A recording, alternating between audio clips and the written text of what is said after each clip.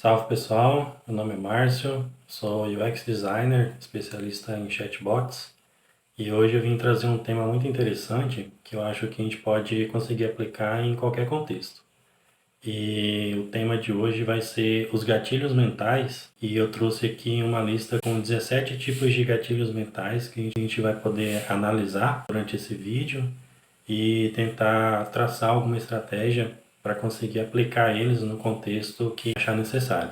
No meu caso, eu trabalho com design de interfaces e mais especificamente com robôs que utilizam inteligência artificial. Então, para mim, isso é bastante útil e pode ser usado dentro do contexto que eu trabalho e é algo que pode agregar valor à ferramenta e trazer bastante benefício. Então, você caiu aqui de paraquedas, não sabe o que é um gatilho mental, ou já ouviu falar? O gatilho mental são estímulos ou palavras, imagens ou qualquer tipo de sinal que seja projetado para conseguir influenciar uma pessoa a ter um comportamento de uma forma específica. Eles podem ser utilizados em diversos contextos, seja aí no marketing ou em vendas ou na comunicação.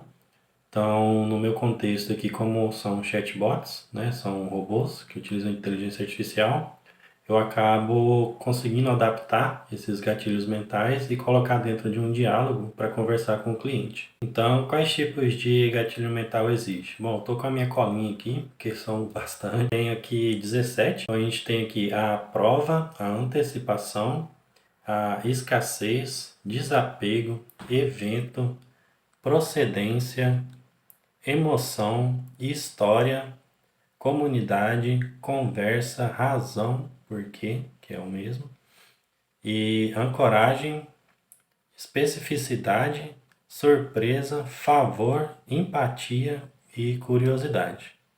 Então, vou explicar um pouquinho sobre cada um deles e vou falar um pouquinho sobre o porquê que é importante. Bom, então, por que que é importante fazer o uso de gatilhos mentais, né? Por que você deveria usar? Primeiramente, porque ele tem influência sobre o comportamento.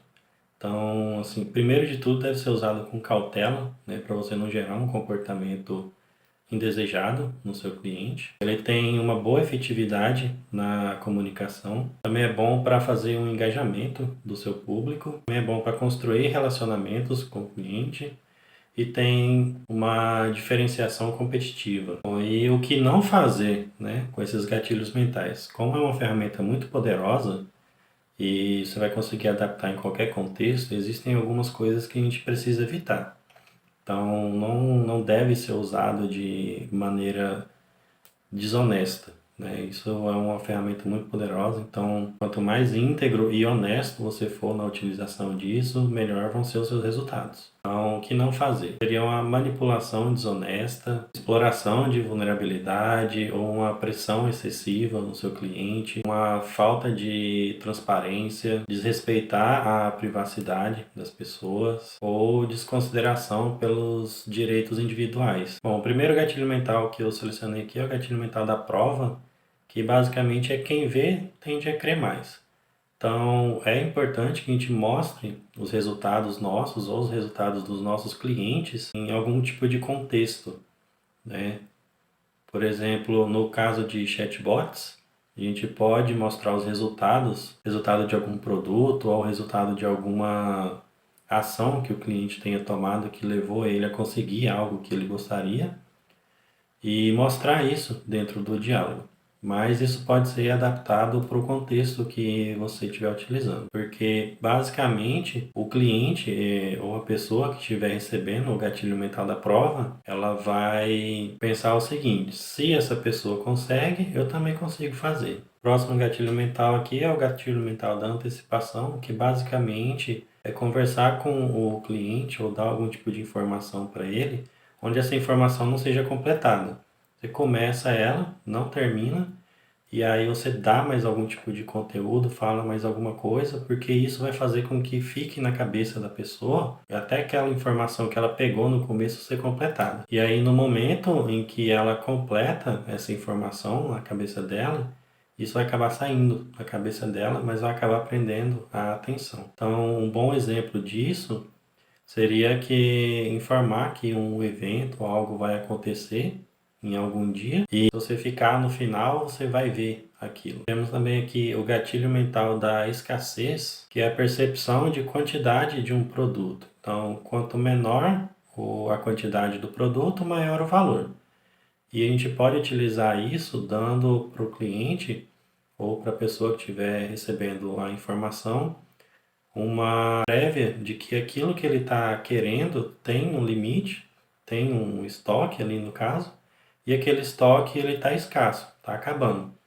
E a reposição daquele produto pode demorar. Então a gente pode criar alguns tipos de contextos onde exiba ali algum tipo de informação para o cliente da quantidade do produto e que aquele produto está acabando ou só vai ficar disponível até um determinado período. Isso vai acabar ativando o gatilho mental da escassez para ele. A gente tem aqui o gatilho mental do desapego, que basicamente é se eu estou desesperado, eu não devo ter tantas opções assim. Então, você deve se mostrar desapegado com a venda, mas mesmo assim comprometido com ela. Que você tem um compromisso ali com o cliente, ele está precisando de algum tipo de serviço ou algum tipo de produto e você tem aquilo disponível para ele. Só que ele precisa entender que você não está desesperado para fazer aquela venda ou que a plataforma está desesperada para gerar aquele tipo de venda daquele produto e que você tem outras opções ou outras fontes de renda e que aquilo não é a sua fonte principal. O próximo gatilho mental aqui é o gatilho mental do evento. Bom, o evento ele tem dia e hora para começar e terminar. E normalmente ele é escasso, então ele passa a ser desejável e aumenta o valor percebido do seu produto ou do seu tipo de serviço. Então, um bom exemplo disso é anunciar. Vai acontecer um evento no dia tal e vou falar sobre o assunto XYZ e eu aposto que você vai gostar de saber sobre esse tipo de assunto e não vai querer perder. Temos agora o gatilho mental da procedência. Esse gatilho, ele diminui a percepção de risco por parte da pessoa que está recebendo ele, porque as pessoas tendem a confiar mais naquilo que ela sabe de onde vem. Então, por exemplo, a gente pode ter um tipo de produto à venda e adicionar elementos de onde aquele produto veio, qual que é a origem dele. E você pode falar, olha, esse produto foi feito pelo Joãozinho, pela Mariazinha, e já faz tantos anos que eles fabricam isso lá na cidade tal, e isso pode acabar ativando o gatilho mental da procedência, porque a pessoa vai saber quem faz, onde faz, da onde veio, e essa especificidade acaba atraindo a atenção do cliente. Temos agora o gatilho mental da emoção, que toda vez que uma emoção é causada em uma pessoa, ela tende a agir mais a seu favor. Só que esse tipo de gatilho mental ele tem que ser usado de forma íntegra. Ele não pode parecer artificial e muito menos forçado, porque a emoção ela está ligada ao fato de decidir. E forçar uma emoção no cliente ou na pessoa que você está conversando vai acabar tendo um efeito negativo. Um bom exemplo disso é se a gente utilizar uma garagem. Vamos supor que a gente tem um cliente que está querendo comprar um carro e ele pode estar meio na dúvida. Então você pode utilizar esse gatilho mental da emoção tentando gerar a emoção dele ao sentir o que aconteceria se ele tivesse aquele carro que ele está comprando. Então você pode falar algo do tipo, olha, imagina você dirigindo esse carrão aqui e as pessoas te chamando de patrão. Isso aí vai acabar, pode acabar, né, gerando algum tipo de emoção nele e acabar influenciando na compra. A gente tem também o gatilho mental da história. Quando a gente conta uma história, a gente tende a ter mais atenção das pessoas que estão ouvindo. Isso acaba gerando conexão, atenção e retenção. Então é bom a gente utilizar a história sempre que possível. As pessoas elas tendem a lembrar muito mais da história do que do ensinamento em si, né?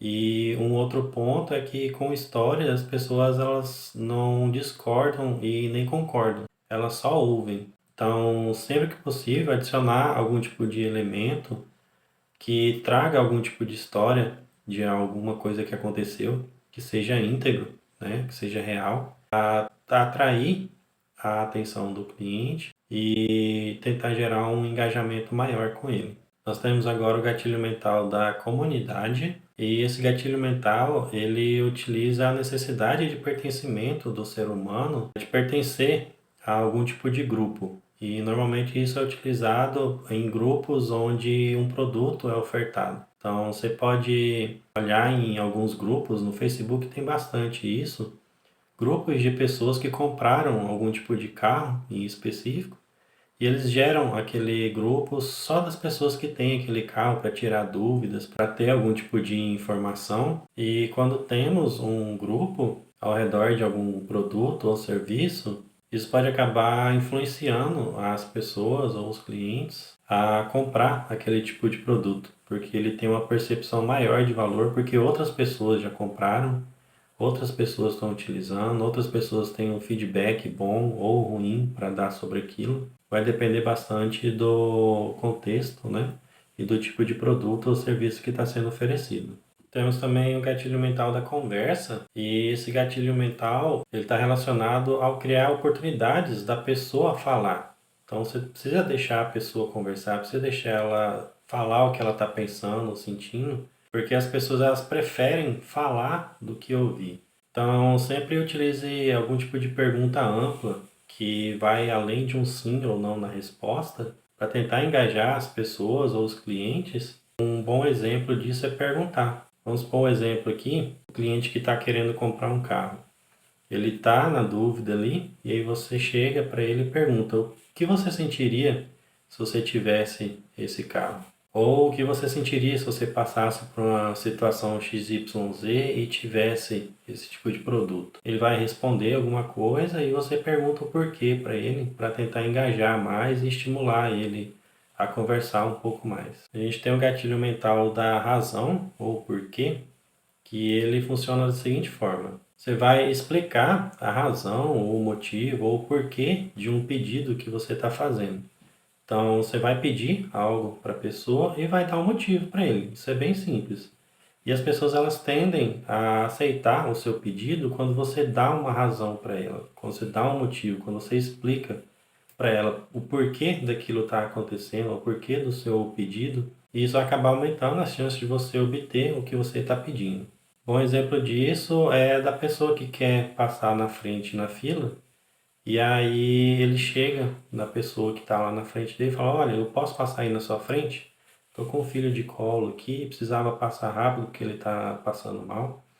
E isso tende a dar uma aceitação melhor do seu pedido. Mas independente do nível de urgência, um simples pedido e falar que, olha, eu preciso passar só porque eu estou com muita pressa, também vai funcionar da mesma forma. Ou não. O gatilho mental da ancoragem, ele está relacionado sobre a percepção de valor que o produto tem. Então, quando a gente dá um valor inicial para algo, as pessoas tendem a criar uma imagem mental do valor que aquilo pode ser para elas. Então, elas vão tender a estipular um valor ao redor daquilo que você deu inicial, e esse gatilho mental ele precisa ser usado de forma que a pessoa por si só chegue à conclusão de que aquele produto está barato. E aí ela vai tender a estipular. E aí ela vai chegar a uma conclusão se aquele produto está realmente barato ou não. Temos o gatilho mental da especificidade. Ele é capaz de aumentar a credibilidade ao redor de um produto ou serviço, porque quanto mais específico ou na quantidade de dados que você entrega sobre aquele tipo de serviço ou produto, maior a credibilidade que ele vai acabar gerando. Porque quando as pessoas mentem, elas tendem a ser rasas e evasivas. Por isso, quanto mais específico a gente for, melhor. É interessante esse gatilho porque ele vai acabar trazendo credibilidade quando a gente mostrar alguns dados ou argumentos ou fontes de onde vem aquela informação. O gatilho mental da surpresa, ele faz com que a audiência ela preste mais atenção. Então, fazer uma surpresa ou surpreender alguém de alguma forma vai acabar retendo a atenção daquela pessoa, e algo que a gente pode utilizar, né, bom elemento ali para utilizar esse gatilho mental, é fazer uma promessa que o cliente provavelmente não conseguiria. Isso pode acabar deixando ele surpreso, mas é válido lembrar que essa promessa tem que ser de algo realmente plausível. Você não vai prometer que ele vai conseguir algo que ele não vai conseguir. Você tem que ter uma prova de que aquilo realmente é possível. Então a gente pode utilizar algumas frases ou um exemplo aqui seria do tipo: eu garanto que se você tivesse um desses, você conseguiria fazer XYZ. E esse XYZ seja algo realmente factível, seja algo íntegro, que ele realmente vá conseguir fazer utilizando aquele tipo de produto, que ele vai conseguir chegar no resultado que ele precisa, ou que aquilo vai agregar o valor que ele realmente espera que seja agregado. O próximo gatilho mental aqui é o gatilho mental do favor, e ele funciona porque as pessoas tendem a fazer favor para aquelas que elas gostam. Quando a gente pede um favor para o cliente, você pode acabar se conectando mais com ele e eles podem acabar aceitando o seu pedido. É algo bem simples, é chegar e pedir um favor. Olha, você pode fazer isso aqui para mim? Uma técnica que eu já utilizei bastante quando eu trabalhei com vendas e eu vendia internet de porta em porta. Então, às vezes eu chegava na casa do cliente, conversava um pouco com ele e oferecia o produto ou o serviço ali. Ele falava que não queria e aí eu pedi um favor para ele: olha, você pode me dar um copo d'água? E aí ele pegava o copo de água e nisso eu já conseguia engajar um pouco mais com ele, conversar um pouco ali, perguntava algumas coisas para ele. E muitas vezes isso acabava gerando a venda, por causa de um simples pedido de favor, um simples pedido de copo de água.